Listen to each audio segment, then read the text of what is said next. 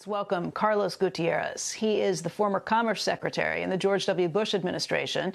He, of course, is the former Kellogg CEO, and he's now the co-founder and executive chairman of Empath. And Secretary, what do you think of this? What's your read on the situation?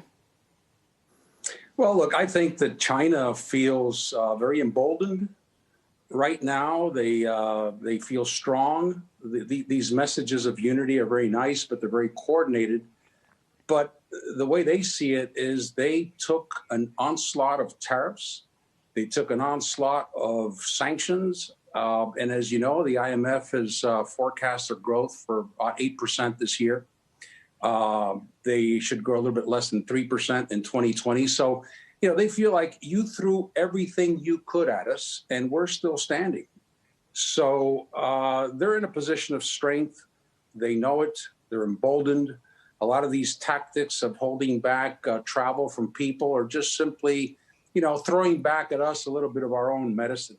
I think the problem that we have and the opportunity is that we need a China strategy, and it needs to be comprehensive.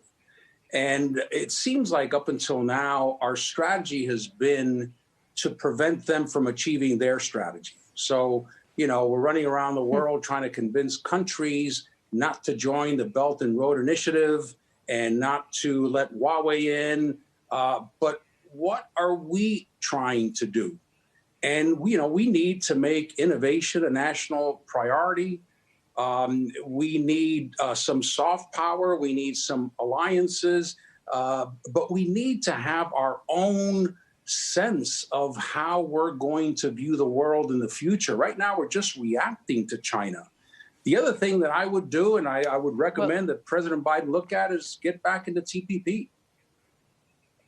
You know, that would give us strength. It would give us leverage. That ship may have sailed. I don't know that's even a possibility at this point. And Carlos, if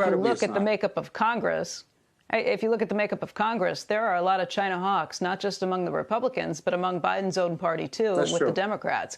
I think he's going to have a very difficult time undoing even the steps that were most recently put in play in the last several weeks by the Trump administration, because he still has to answer to Congress on that. You're right, Becky. And before it used to be Democrats who tended to be, harder on trade. And now you have a Republican Party who is equally hard on trade. And both parties are very hard on China. So there are no political points to be made in having a pro-China or at least a conciliatory stance or an approach that would suggest that let's find some way to coexist. So everything is turned against this. And, the ones who are suffering are U.S. companies. Right now, China is beginning to step up efforts to punish U.S. companies who abide by U.S. sanctions. So who's caught in the middle? U.S. corporations. And that will continue. But I agree with you. I've heard very little from President Biden about China. Everything they say, I've heard them say about TPP is this is not the time. We need to wait. In the meantime, as you know, China is moving ahead with RCEP, which is their version of a regional trade agreement, and they will regionalize the area. They will lead. They will set the rules.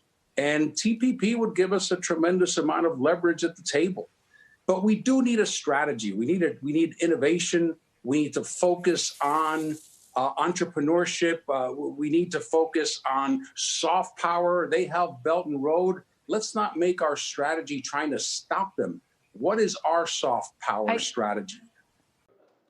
Shepard Smith here. Thanks for watching CNBC on YouTube.